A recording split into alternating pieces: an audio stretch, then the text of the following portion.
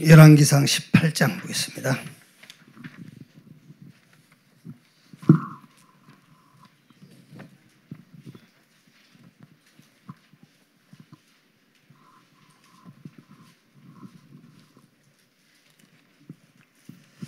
(18장) 1절에서 6절 말씀 제가 읽겠습니다. 많은 날이 지나고 제3년에 여호와의 말씀이 엘리야에게 임하여 이루시되 너는 가서 아합에게 보이라. 내가 비를 지면에 내리리라. 엘리야가 아합에게 보이려고 가니 그때 사마리아에 기근이 심하였더라. 아합이 왕국 맡은 자 오바다를 불렀으니 이 오바다는 여호와를 지극히 경외하는 자라. 이세벨이 여호와의 선지자들을 멸할 때에 오바다가 선지자 100명을 가지고 50명씩 굴에 숨기고 떡과 물을 먹였더라.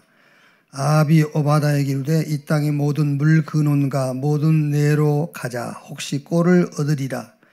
그리하면 말가노새를 살리리니 짐승을 다 잃지 않게 되리라 하고 두 사람이 두루 다닐 땅을 나누어 아합은 홀로 이 길로 가고 오바다는 홀로 저 길로 가니라. 아멘.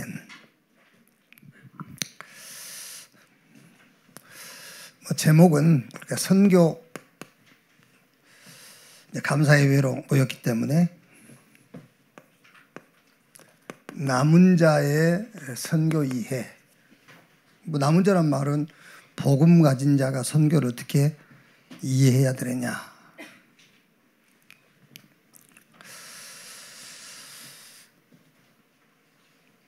오늘 여기 우리 RBS 관계자들 또 우리 이제 장로 24 기도팀 또 우리 선교 각 기관들 우리 또 교사들 같이 지금 모였기 때문에 우리는 누구나 이거를 원하죠. 부흥. 국가든 사회든 뭐 교회든 아니면 우리 교회 안에서 각 기관 부서들이 이제 회원들을 영입시키려고 하는 그것도 부흥이잖아요. 일종의 부흥들. 우리 주일학교는 너무 교사 부흥이 돼가지고 좀 줄이라 했죠. 부흥이 너무 많이 돼가지고. 근데 이제 부흥인데 참된 부흥이 돼야 된단 말이에요. 참된 부흥인데 참된 부흥을 하려니까는 새로운 참된 부흥을 시작해야 돼요. 새로운 참된 부흥의 시작. 여기서 새로운 참된 부흥이란 말은 예수님이 가르쳐 주신 대로 하면 돼요. 대개 여러분 요 부흥하려고 하는 여기서 승패, 흥망 다 갈리게 돼요. 예를 들어서 우리 그 후대 렘넌트들이 어느 분이 렘넌트라는 단어 대신에 후대라는 단어를 쓴다고 그래서 우리는 이제 후대란 말을 안 쓰고 렘넌트라는 단어를 더 쓸 겁니다. 그래서 이제 렘넌트 후원회를 후대 후원회로 이렇게 바꿨다더라고요. 근데 후대와 렘넌트는 달라요. 렘넌트는 남은 자입니다. 후대는 우리 다음 세대가 다 우리 후대예요. 후대와 렘넌트는 다른 말이거든요. 부흥시키려고 하는 데서 성공, 실패, 흥망 다 나눠져요. 여러분 결혼하잖아요. 거기서 인생 잘 되기도 하고 망하기도 하고 그래요. 그래서 결혼을 해도 참된 결혼, 부흥도 참된 부흥. 그러면 참된 기준이 뭐냐? 그게 새로운 것인데 그게 예수님이 가르친 거라니까. 예를 들면 결혼도 여러분 결혼했다고 다 그게 성공한 게 아니잖아요. 결혼하려고 해서 했다가 그 한 거 그것 때문에 망하기도 하고 흥하기도 하고 잘되기도 하고 자기 인생 망치기도 하고 그러잖아요. 뭐든지 참된 부흥을 해야 돼. 참된 부흥을 하려니까 그 새로움이 뭐냐? 예수님께서 가르치신 대로 하면 돼요. 그게 마태복음 5장 1절에서 7장 24절까지 내용 보면은 예수님이 제자들을 모아놓고 가르치신, 우리는 산상보훈이라고 하죠. 여기에 이 5장 1절에 보면은 예수께서 무리를 보시고 산에 올라 앉으시니 제자들이 나온지라. 무리와 제자라는 단어가 나오잖아요. 무리가 나온지라. 산에 올라가 앉으시니 제자들이 나온지라. 그러니까 여기 무리, 제자. 얼른 알아듣기 쉽도록 결혼 얘기를 자꾸 하는 겁니다. 무리한테 시집을 가서 결혼해놓고 그게 문제가 오는 거예요. 제자한테 가야 돼. 이렇게. 왜 자기 자본을 들여서 사업장 문을 열었는데 그 사업이 왜 망하죠? 무리들을 모아놔서 그러는 거예요. 제자를 모아야지. 주로 이제 무리는 갈급한 자죠. 그러니까 무리들은 이제 말하자면 이제 어떤 개인적인 문제를 가진 자들, 뭐 질병이 됐든 경제 문제가 됐든 개인의 문제를 가진 자들이죠. 갈급하고 문제 가진 이런 병든 자들 주로. 여기 제자는요. 제자는 예비된 자. 요 예비된 자 가운데서 이런 충성된 자. 여기서 이제 사명자 나오잖아요. 말하자면은 이런 사람들은 우리 힘이 전혀 필요하지 않는 사람들이에요. 얼른 여러분 알겠지요? 왜 그렇게 내가 힘들었냐? 여기 붙잡고 생을 걸어서 그래. 여기는 아무 힘이 필요 없는 사람들이에요. 예비된 자. 하나님이 예비해 놓은 자. 그 중에서 충성된 사명자. 이렇게. 그래서 지금 여기 우리 보니까 13년 전에 보니까는 뭐 60명 그 회원 등록을 했는데 실제 선교비를 내신 분은 7명. 실제로 하신 분들은. 그러니까 숫자 많다고 되는 게 아니라니까. 제자를 딱 찾아야 돼요. 뭐든지 어느 파트든 무슨 일을 하든지 제자를 딱 찾는 거죠. 이제. 자, 그러면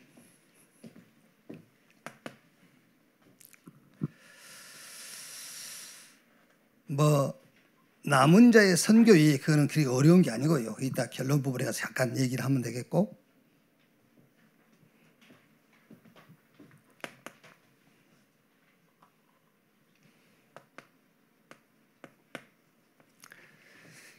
세 가지 뜰을 우리가 얘기하지 않습니까? 세 가지 뜰. 세 가지 뜰이 있는 교회. 요 세 가지 뜰의 의미를 알아야 돼요. 이 의미를 알아야 제자를 우리가 만나고 제자를 찾을 수 있어요. 세 가지 뜰의 의미. 어떤 면에서 여러분 세 가지 뜰의 의미는 제자보다는 무리에다가 많은 그 기준을 두는 거예요. 세 가지 뜰이라고 했을 때는 제자보다는 무리. 그래서 모든 사람을 수용하라는 겁니다. 모든 사람을 수용해라.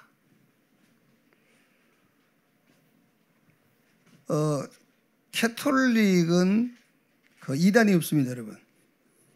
캐톨릭 이단이 없어요. 왜 그러냐면은 캐톨릭이라는 이름으로 뭘 하든지 다 수용해요. 캐톨릭이라는 이름으로 하면 다 수용해요. 그러니까 캐톨릭이라는 이름으로 구슬해도 수용해버려요. 그래서 그 캐톨릭이라는 이름으로 사회봉사하고 종교 이런 그 활동하는 사람들을 보면은 다양하잖아요. 그런데 천주교라는 이름으로 하기 때문에 전혀 시비를 하지 않습니다. 그러면 캐톨릭이라고 신학이 안 그래요. 캐톨릭에도 아주 그 성경적인 신학자들이 있어요. 그런데도 신학과 전혀 무관한 짓을 하고 다니는데도 캐톨릭이라는 이름으로 하면 수용해 버려요.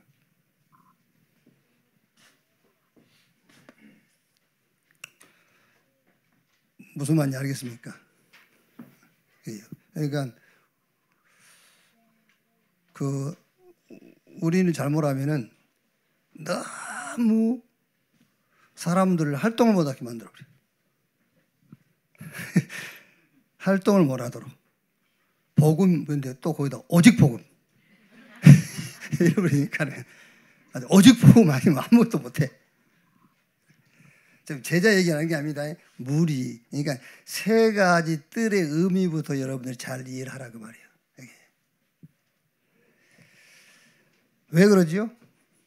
많은 무리 속에 하나님의 계획이 있어요. 하나님의 계획이. 전능하신 분이라며요. 무소부지하시고. 그 하나님이기 때문에 하나님 계획이 있는 거예요.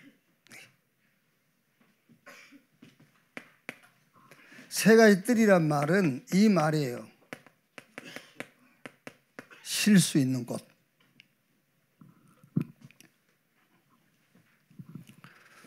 여러분 다빈족이라든가 병든 사람이 와서 쉴 수 있는 곳이 돼야 되잖아요.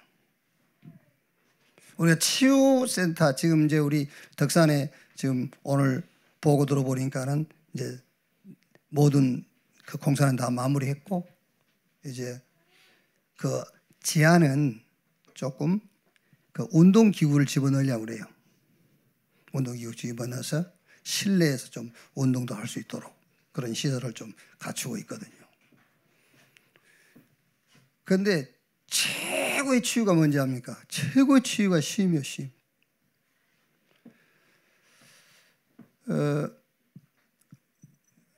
뭐 이게 제자훈련은 아닌데 너무 교회 오면 부담 주어버리니까 이게요. 그래서 예배를 따로 드려야 돼. 그러니까 그 2단 하나님의 교회가 그 뭐 신천지는 이게 단계가 있다더라고. 본당에 들어올 수 있는 사람과 못 들어온 사람이 있대요. 그러니까 말하자면 제자 훈련한 데는 들어오면은 그 사람이 실족될 수 있으니까 못 들어오게 하는 거예요. 그 교회인 줄 알고 왔는데 이만희가 하나님이다 그러면 바로 그뒤는 안 오지.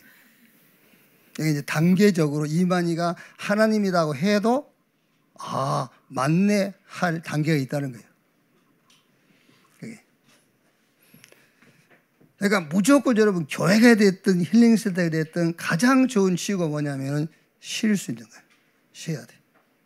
오늘 우리 RBS에서 학생 모집 홍보했습니다마는 RBS가 뭐 하는 곳이냐. 첫째는 아이들이 와서 쉴 수 있어야 돼요. 그게 잘 안 된단 말이에요, 우리가 이제. 왜?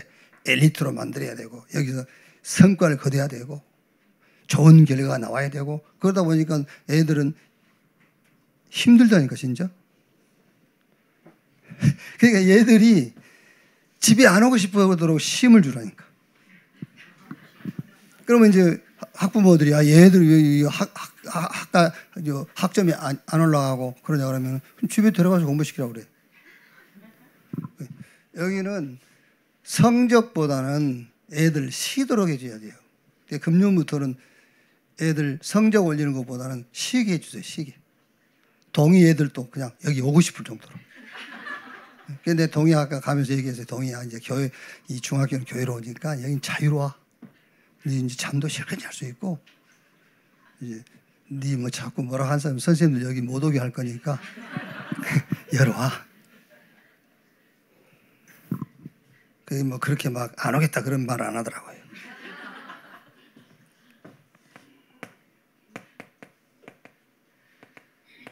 재생산, 말하자면 위로하는 겁니다. 막 위로하고 위로도 받고 자기들이 힘도 얻고요. 그래서 여러분, 개인이 됐든 교회가 됐든 우리 교회 안에 어느 부서 기관이 됐든 간에 부흥해야 되잖아요. 부흥은 부흥인데 참된 부흥. 이 참된 부흥의 기준이 뭐냐? 예수님이 가르치신 대로 해야 돼요. 그럼 우리가 이제 첫째로 이해될 기겁니다. 세 가지 뜰.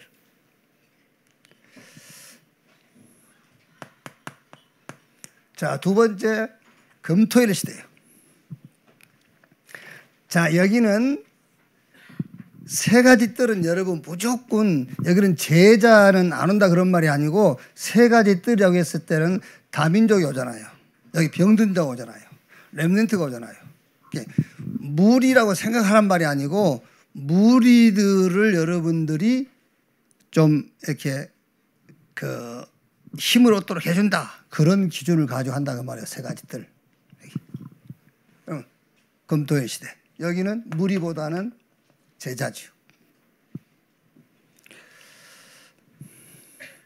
그래서 여기가 치유입니다. 치유. 많은 다민족들이 오잖아요. 그러니까 지금 뭐 이제 다민족 사회 가신 분들, 또 이제 뭐 필리핀 교회 관계되신 분들 있잖아요. 빨리 이거 바꿔줘야 돼요. 동기 바꿔줘야 돼. 그러니까 요 세 가지 뜰 속에도 이거 들어있다니까. 그러니까 요걸 우선으로 해야 돼요. 이걸 우선으로 하고, 이걸 우선으로 하지 않고 여기서부터 시작해버리면 어떻게 되겠죠? 동기가 많다면서. 이게 돼버리면은 이제 안 되는 거예요. 우리는 되게 바로 여기로 들어가 보잖아요. 우리 사역 자체가 제자 훈련이기 때문에 내 동기가 많아서 이래버리면 이제. 그래서 치유해라, 치유. 동기 바뀌는 치유.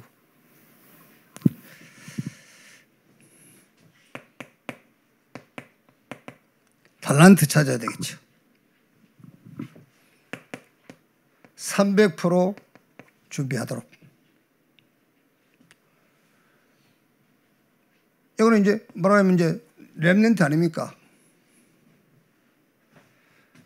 그러면서 아주 중요한 것이 여기서는 우선순위를 빨리 정하고 우선순위를 바꿀 수 있어야 돼요. 그게 우선순위가 다른 게 아닙니다. 예배입니다. 여러분, 돈이 많다, 건강하다, 많은 지식을 가졌다, 그게 성공입니까? 아닙니다. 예배에 성공하지 못하면은 어떤 것도 실패입니다. 우선순위 빨리 바꿔줘야 돼요. 우선순위. 그리고 이제 뭐 꼭 그렇게 해야 될지 안 해야 될지 좀 저는 이제 생각 중입니다만은 요 2시 30분 예배가 이성 예배 시간이란 말이에요. 이거는 공적인 예배입니다. 공식적으로 정해진 예배인데 우리가 이제 특별 예배를 할 때 꼭 이 시간에 하거든요. 왜냐하면 우리한테 좋은 시간이니까. 이게 언제부터 이 시간이 바뀌었냐면은 중직자 대학원이 원래 2시 반 마치면 했거든. 근데 제가 누구한테 와서 그 얘기를 한 것 같아. 2시 반 마치면 4시인데 4시면 다 가버린다. 그래서 2시 반으로 바꾸자. 그래서 알아서 해라 그랬어요. 그리고 그때부터 2시 반에 중직자 1시 반? 1시 반? 내가 잘못 알고 있나 그럼? 이게 바뀌었거든요. 그러니까 정해진 예배 시간에 참석을 못할 것 같으면 그냥 가시라고 하면 돼요. 예배 시간을 바꾸고 하면서까지 그 사람 어떤 영적 상태를 맞춰줄 필요는 없습니다, 여러분. 아시겠죠? 그게요. 금, 토, 일 시대잖아요. 일요일 어디로 갈 겁니까, 여러분? 우선순위 예배. 이거 안 되면은 성공 아닙니다, 여러분. 예배가 뭡니까? 말씀 받는 시간이잖아요, 예배가. 말씀 받고 뭔가를 헌신을 결단하는 시간이잖아요. 예배 시간이 뭡니까? 도전하는 시간이에요. 인간의 한계를 넘어서 하나님 언약 붙잡고 도전하는. 그게 예배라니까요. 그래서 꼭 이거 바꿔줘야 돼요. 사도행전 2장 41절 42절에 3천 제자가 사도의 가르침 받아 서로 교제하고 떡을 떼며 오로지 기도에 힘쓰더라. 새로운 참된 부흥의 시작. 새로운 참된 부흥이 뭐냐? 예수님이 가르친 그거를 참고해야 돼요. 무리와 제자. 이 무리와 제자 요 답을 내는데 가장 먼저 여러분들이 알아야 될, 이해해야 될 게 뭐냐? 세 가지 뜰 그 말이에요. 금토일 시대. 그 다음에는 묵상 시대입니다. 여기는 이제 제자를 넘어서 사명자들에게 주는 메시지죠. 왜 묵상 시대입니까?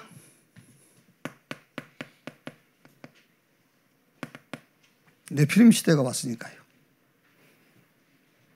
자, 네피림 시대를 한 단어로 뭡니까? 명상 시대요.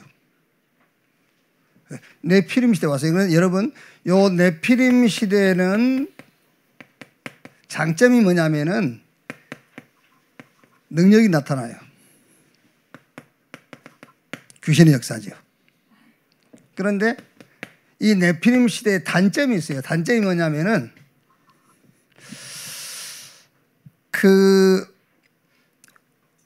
세계 어느 공항이든 가면은 기도실 있잖아요. 그 기도실이 우리 기독교인들이 공항 측에다가 요구를 해서 만들어진 게 아니에요. 모슬렘이 요구를 해서 만들어 놓은 거예요. 그게요. 왜냐하면은 모슬렘은 정해진 시간 되면은 기도해야 돼요. 그리고 뭐 한국에서는 그걸 자주 못 봅니다만은 우리가 이제 회에 나가면은 길거리에 담요 깔고 그 자기들이 정해놓은 방향 있죠. 거기 향해서 기도하는 사람들을 많이 봐요. 그게 모슬렘들이에요. 그러니까 장점은 하루에 7번씩 기도해 버리니까는요. 귀신 역사지만 능력이 나타나잖아요. 단점이 뭐죠? 정해진 시간에 꼭 해야 돼. 정해진 시간에. 그게 단점이에요. 그런데 우리는 24잖아요. 그럼 여기 네피림 운동의 문제점이 뭐지요? 문제점이 결국에는 심각한 영적인 문제, 큰 영적 문제가 와버려요. 귀신 역사니까요. 그래서 뭐 해라? 묵상 시대를 열어라 그 말입니다. 묵상 시대를 열어라. 여러분 이거는요 어마어마한 겁니다. 이거요. 이게요. 오늘 우리가 제가 일부 예배 때 얘기했지 않습니까? 창세기 1장 1절 태초에 하나님이 천지를 창조하시니라. 이게요 하나님이 천지를 창조했다, 하나님이 창조주다라는 것을 우리에게 말씀하는 것도 되겠습니다만은 여기에 성삼위 하나님의 비밀이 있잖아요. 여기에 보좌의 축복이 있고요. 그러니까 여기에 시공간초 전무후무의 축복. 이렇게 묵상이라는 것은 어마어마한 거예요.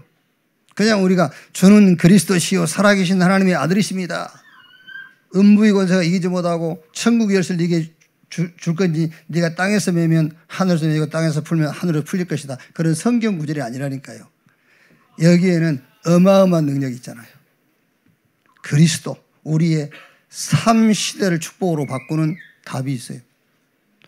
세계복음화할 힘, 오력 그게 들어있고. 그러니까 여러분 묵상 시대, 내가 묵상이 24가 됐다. 어마어마한 거잖아요.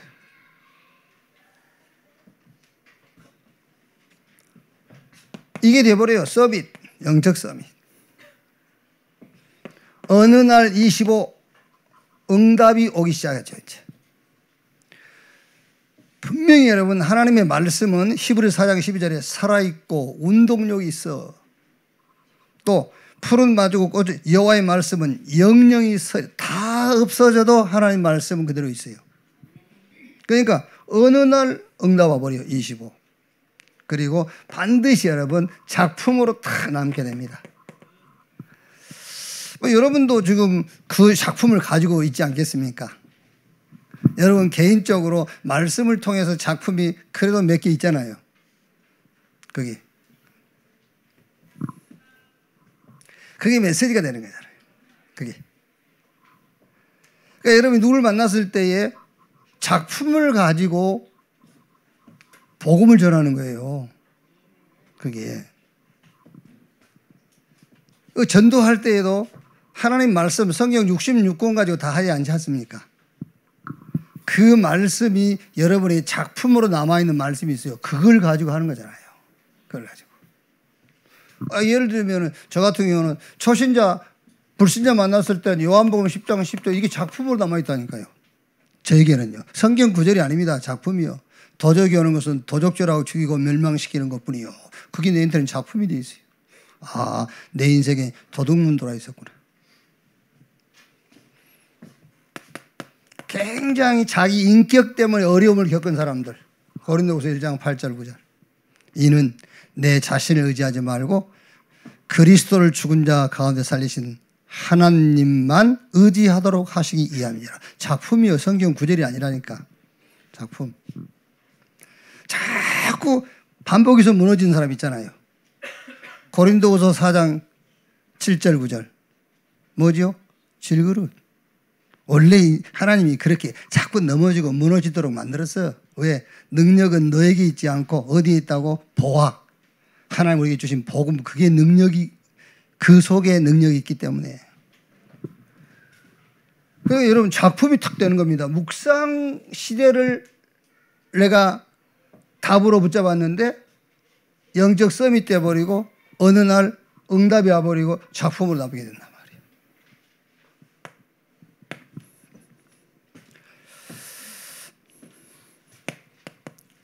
미래를 준비하는 겁니다. 묵상 시대. 그냥 단순하게 성경 구절 한 구절 붙잡고요. 깊이 막 이렇게 말합니까? 막 꽤 뚫는 게 아니라니까. 미래 시대를 준비하는 것이다.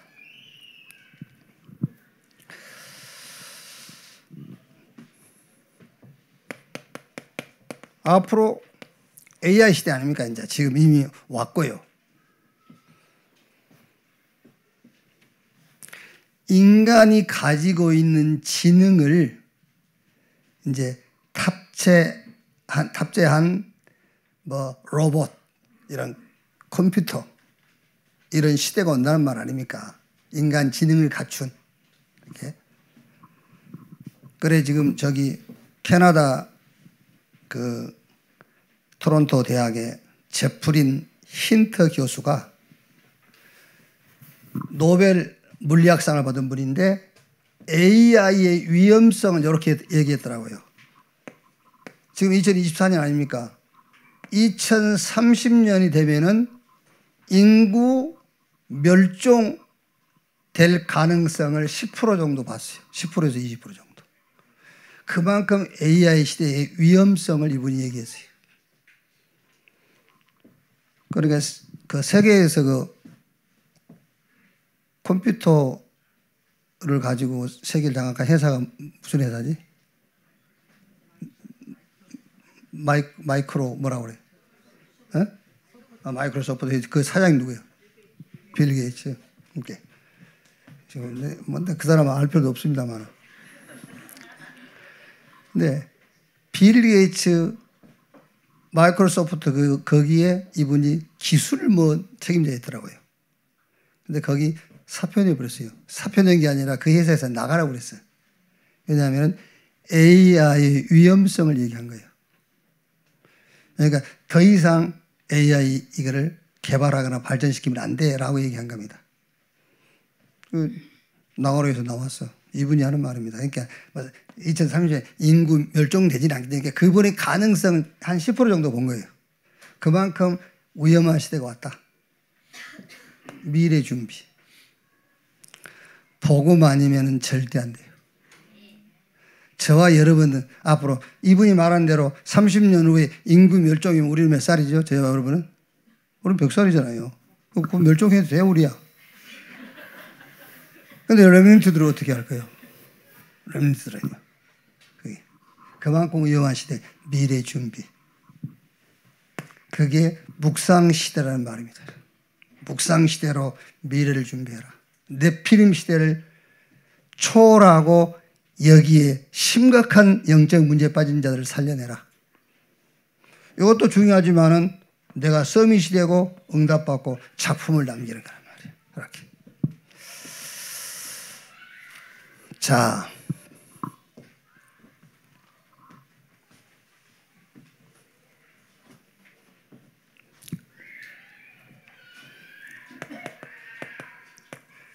결론. 여러분 쉽게 얘기해서 뭐 이제 유목사님 빛의 경제, 선교 경제, 렘넌트 경제 이래 하는데 뭐 반대를 하는 게 아니에요. 저는 요 세 가지를 합쳐서 그냥 빛의 경제라고 합니다. 세 가지를 합쳐서 빛의 경제. 요 빛의 경제에서 저는 3경제를 봐요. 원네스 경제, 선교 경제, 렘넌트 경제. 요 세 가지는 다 빛의 경제입니다. 흑암 경제가 아니고 빛의 경제. 자, 그러면 원네스 경제라고 할 때는 이 원네스 경제는 누구나 응답받을 수 있어요. 우리가 원네스 돼가지고 그걸 가지고 선교한다는 말이에요. 그러니까 패스원은 한 구자가 1만 원이에요. 그럼 1,000원 한다고 누가 뭐라 합니까? 그러니까 패스원은 한 구자가 1만 원이기 때문에 그게 원네스 경제예요. 다 참여할 수 있는 거예요. 그래서 패스원 이 원네스 경제, 요 빛의 경제, 내가 하나님이 내게 주신 그 경제를 흑암 경제 쪽으로 사용하지 않고 빛의 경제 쪽으로 쓴다 그 말이에요. 이걸 가지고 아프리카 살리자는 거예요. 못 살립니까? 살릴 수 있어요. 여기. 그거 보세요 지금 여러분. 우리 교회가 빛이면 좋겠는데 빛이라 빛. 점 하나 차인데. 그게 지금 오늘 그 보고서 보니까 지금 우리가 이거 시작한 지가 13년, 14년째잖아요. 14년 전에 빚 그대로 있어. 그럼 여러분 14년 전에 이게 빚 갚기 위해서 우리가 선교를 안 했다면 어떻게 했겠어요? 그거가 상관없이 선교하자. 우리가 지금 빚은 그대로 있어요. 그렇다고 뭐 이자가 밀린 적이 있습니까? 이자 밀린 적 한 번도 없어요. 이자 내면 됐지 뭐. 그 보니까 뭐 14억이란 여러분 원네스 경제 아닙니까? 이거를 선교한 거예요. 예. 그러면 선교 경제라고 했을 때에 우리 수준에서 그나마 그래도 200클럽. 그러니까 원네스 경제는 한 구자가 그냥 10,000원이야, 10,000원. 그런데 요 200클럽은 다 그런 건 아닙니다 하면은 시작할 때 한 구자가 10만 원으로 시작한 거예요. 그게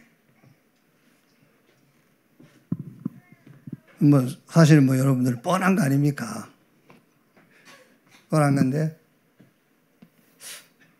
이게 한 달 내 수입에서 10만 원을 선교비로 지출한다.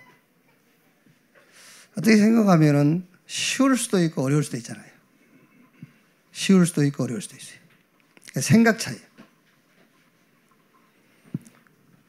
제가 이런 생각을 많이 할 때가 있거든요. 어디다가 뭐 이렇게 30만 원이다, 50만 원이다 써야 될 경우 주일날 교회 성도가 2만 원 헌금을 하면은 내가 30만 원을 쓰려면은요 15명이 주일날 하는 헌금이에요. 못 씁니다, 여러분. 쓰기에 쉽지가 않다니까. 그냥 30만 원은 괜찮은데 계산을 한번 해보는 겁니다. 주일헌금 2만 원 한 15명 성도가 한 헌금이 30만 원이요. 그렇게 생각하면 쓰기가 쉽잖아요. 그렇죠. 50만 원? 한 달에 11조 10만 원씩 낸 5가정이 11조 낸 돈이 여기 50만 원이 말하자면요. 그게 쉽게 써지질 않아요. 그게 좋은 생각이란 말이냐? 그런 말이 아니에요. 우리가 여러분 한 달 내 수입에서 10만 원 이거를 선교비로 지출한다. 그렇게 생각하면 쉽지가 않다 그 말이에요. 내가 처음에 생각했던 것처럼 생각하면 쉽지가 않아요. 안 그러겠습니까? 내 한 달 하루 일당이 얼마인데 이렇게 계산해 버리면. 그래서 선교 경제는 따로 있다. 따로 있겠죠. 따로 있겠지만은 선교 경제가 따로 있는 경제가 내게 응답으로 오기 전까지 선교를 안 하면 어떻게 되겠어요? 평생 못 할 수도 있어요. 그게. 여러분들이 무슨 땅을 사놨습니까? 땅값이 오르겠습니까? 사는 땅도 없지. 뭘 숨기고 있는지 모르겠지만. 그래서 어떤 면에서는 원네스 200 클럽에 사는 선교가 저는 선교 경제다고 봅니다. 선교 경제. 비추 경제예요. 그럼 이제 우리 렘넌트 경제는요. 우리 렘넌트 가운데서 복음과 기도와 전도가 이해돼 버린 렘넌트 나오면, 그렇죠. 나오면 하나님께서 우리 렘넌트에게 세계 복음할 수 있는 경제를 허락하실 거다. 교회를 세울 수 있는 경제 허락할 거다. 그래 생각해요. 여기. 자, 오늘 우리가 읽은 말씀입니다. 모릅니다, 여러분. 우리가 이 원네스 경제, 선교 경제, 렘넌트 경제, 이 두 개는 지금 우리가 할 수 있는 거예요. 이거는 우리가 지금 준비하는 거고요. 이거는 그래서 우리가 렘넌트 하는 겁니다. 이건 우리가 준비하고 있기 때문에. 오늘 그 선교 보고하는 것을 봐서도 여러분 수학적인 거지만은 우리가 상상할 수 없는 열매잖아요. 그렇죠? 우리는 그냥 수학적으로 보고는 받았지만은 우리의 작은 선교비가 그 선교지에서 선교사들에게 또 다른 열매가 많이 나온 거잖아요. 14년 동안에 그런 열매를 우리가 낱낱이 보고를 받거나 우리가 그런 정보를 몰라서 그렇지. 그게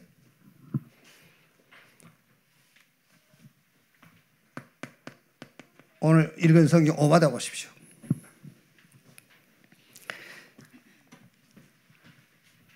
어떻게 보면 여러분 어려운 것이라고 하지만은요 어렵지 않을 수도 있어요. 그렇죠? 오바다는 그 아합이란 왕의 어마어마한 신뢰를 받고 있는 그 왕궁 대신이요. 그러니까 100명을 선교사 100명을 숨겼는데 50명씩. 어떻게 보면 대단한 일이지만은 대단한 일이 아닐 수도 있다니까요. 오바다 정도만 할 수 있다. 이게. 그런데 그 결과는 열왕기하 6장 8절에서 23절. 어마어마한 결과가 나왔잖아요. 뭐지요? 도단성 운동. 싸우지도 않고 아람 군대 이기고요. 하나님의 불말과 불병거가 동원되어지고. 이날 이후로 아람 군대가 이스라엘을 침공하지 못할 정도로요. 그러니까 이게 오바다가 한 헌신, 어떻게 보면은 생을 걸고 어마어마한 일을 했다고 볼 수 있지만 또 우리가 그 시대상을 잘 모르니까는 오바다 이치도 잘 알 수가 없는 것이고 그런데 어떻게 보면 쉬운 일이라고 볼 수 있잖아요. 아합 왕에게 아주 신뢰받은.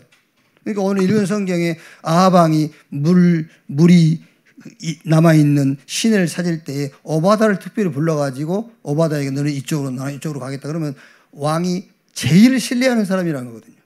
그렇다면 그만큼 힘도 있는 거예요. 여기요.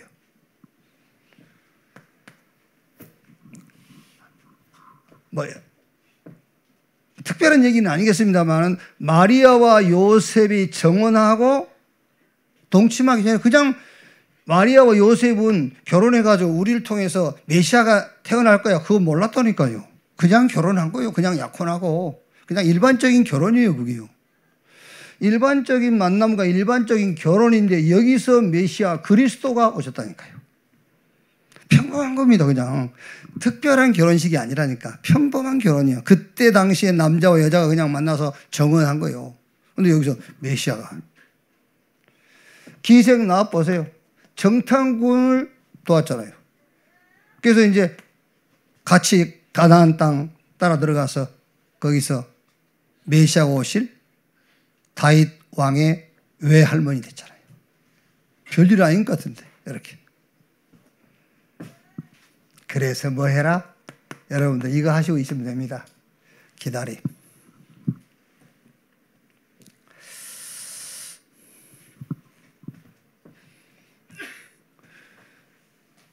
너무 성급하게 뭘 하지 말고요. 그냥 기다리면 돼요. 무관심과 설치는 것은 똑같은 수준이거든요. 무관심이나 막 설치는 거나 똑같은 겁니다. 이렇게 기다림. 요 기다림이란 말은 긴장하지 말라고 말해요. 긴장하지 말고. 노래 잘하는 가수들도 긴장하면 실수해버리잖아요. 긴장하니까. 그래서 성경은 마태복음 11장 28절에 수고하고 무거운 짐진 자들아 다 내게로 오라 내가 너희를 편히 쉬게 하리라. 기다림이 뭐냐 이겁니다. 그리스도 안에서 그냥 기다려요. 그리스도 안에서 참 안식 평안 가지고 기다려요. 긴장하지 말고 쫓기지 말고 기다려. 왜? 우리는 별일을 안 한 것 같은데도 하나님이 여기서 하나님이 하시고자 하는 엄청난 능력으로 역사하시는 거예요. 이렇게. 그래서 오늘 우리 원네스 미션 200클럽 1년 결산하고 감사회를 드렸는데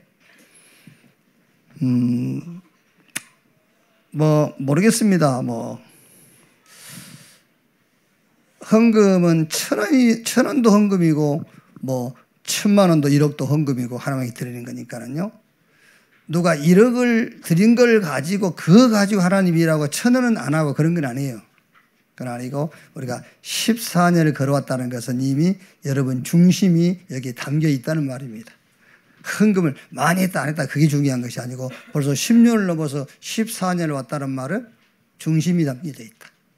하나님은 우리 수준과 능력을 따라서 하는 것이 아니고 당신의 능력으로 하기 때문에 200클럽, 원네스 200클럽 여러 회원 여러분들이 중심을 여기 담고 여기 24 하고 있으면은 우리 수준 능력 상관없이 하나님은 하나님의 일을 이루어 나갈 것을 확신합니다. 그리고 우리 RBS라든지 우리 장로님들이 또 24 기도팀을 만들어 가지고 이제 금요 기도회를 좀 회복시키겠다. 이제 그렇게 얘기도 하시고 그래서 같이 모여서 좀 이렇게 메시지를 들었으면 좋겠다. 그래서 같이 모이자고 한 겁니다. 여러분들 개인 또 우리 교회 각 기관과 부서 또 여러분이 하는 일에 진짜 새로운 참된 부흥이 시작되기를 주님의 이름으로 축원합니다.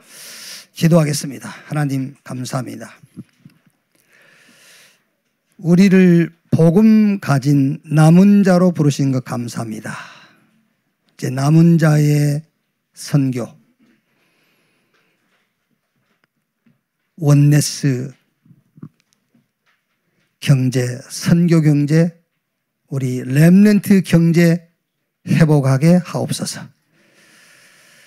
세 가지 뜰을 통해서 많은 사람들이 모이게 하시고 금토일 시대를 통해서 제자가 세워지게 하시고 묵상 시대를 통해서 사명자가 세워지는 이 응답을 보게 해 주옵소서. 원네스 미션 200클럽을 주님이 축복하신 것 감사합니다. 또 패스원 우리 아프리카 선교를 놓고 모인 자들을 축복하신 것을 감사합니다. 우리 RBS 세우신 하나님, RBS를 통해서 우리 렘넌트가 영육간에 힘을 얻고 한 시대를 살릴 하나님의 힘으로 무장되게 하여 주옵소서. 교회 각 기관을 축복하시고 각 기간에 제자가 세워지게 하시고 그 제자를 통해서 많은 선교와 전도의 문이 열리도록 축복해 주옵소서.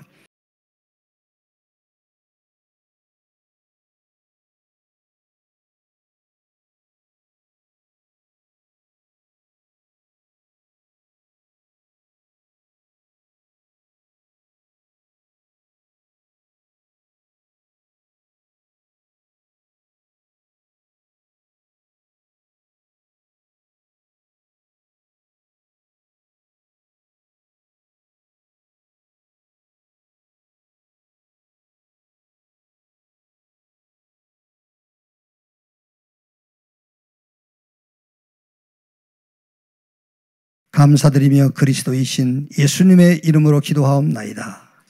아멘.